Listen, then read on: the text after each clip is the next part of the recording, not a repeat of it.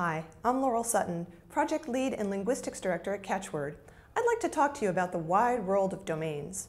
Back in the old days of naming, before the internet was invented, all you needed to worry about was making sure your product or company name was legally available, that you could trademark it. Apple, as an arbitrary name for a computer company, was easy to trademark, but they didn't even register Apple.com until 1987.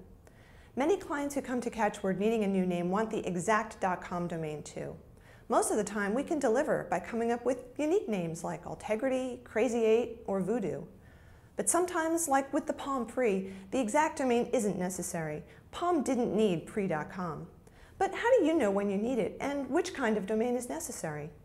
Let me give you a quick overview of domains. In the beginning, 1985, there were 3 domain extensions: .com for commercial enterprises, .net for internet service providers, and .org for nonprofit organizations. Well, okay, there were actually 3 more: .mil, .edu, and .gov, but you don't need to worry about those unless you're starting your own university or your own country. .com was really the only option for businesses, and 25 years later, it's still far and away the most desirable domain extension.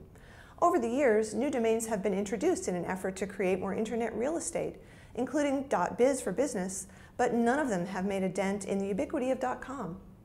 Of course, there are country-specific domains too, like .co.uk, .fr, and .jp, and they are in use in their native countries, but everyone who has a country domain would love to have the .com too.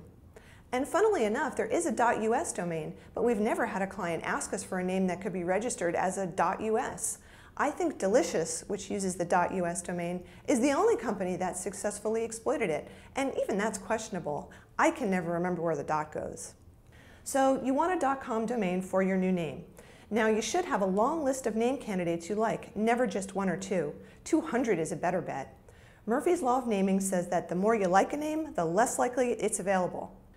The awful truth is that almost any domain you want has already been registered, so if your favorite name is, say, Snacktivs, you should have a lot more that would work for you too, like Snaction, Snacktivity, Snackalacken. I could do this all day. Anyway, the first thing you need to do is to check if they're registered or not.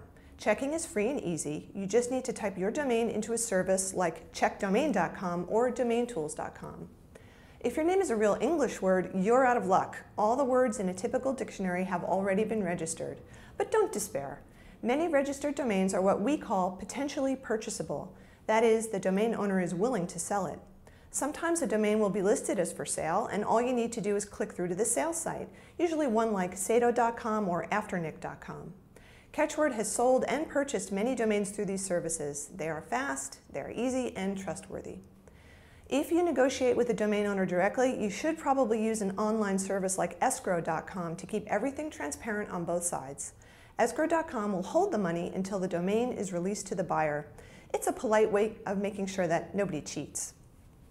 Figuring out the value of a domain is tricky. Like a piece of art, it's worth what someone is willing to pay for it, so partly it depends on how much money you have. Real word domains are generally worth more than coined words, and short words are more valuable than long ones. They're easier to type and remember. There are a few websites that can help you establish a ballpark price for free. But what if you don't have the money to buy a domain? Well, one popular strategy is to modify your name in some way. Take Catchword, for example. Somebody else owns the domain catchword.com and isn't ready to sell to us yet, so we decided that catchwordbranding.com was just as good. We also developed the company name Awareness for a B2B social network building company, and they decided that awarenessnetworks.com would work just fine for them. Especially for a company that markets to other businesses, the exact.com is not a necessity. So if you can't have snacktivs.com, maybe snacktivfoods.com would work. Once you've registered your domain, I'd recommend that you set it to auto-renew. You don't want to lose your domain because you forgot to renew it. And don't laugh, it happens. Symantec forgot to renew its Norton.com domain, and Microsoft once forgot to renew Passport.com. And even Google forgot to renew its German domain, google.de, in 2007. Can you believe it? Now you've got your domain, but don't forget to trademark your name too. Owning a domain is not the same as a trademark. Registering a domain does not give you the same rights to a name as a trademark, and holding a trademark doesn't give you rights to the domain name most of the time. If you trademark a name and later someone registers that name as a domain and then tries to sell it to you for an exorbitant price, you may have the right to get them to turn it over to you.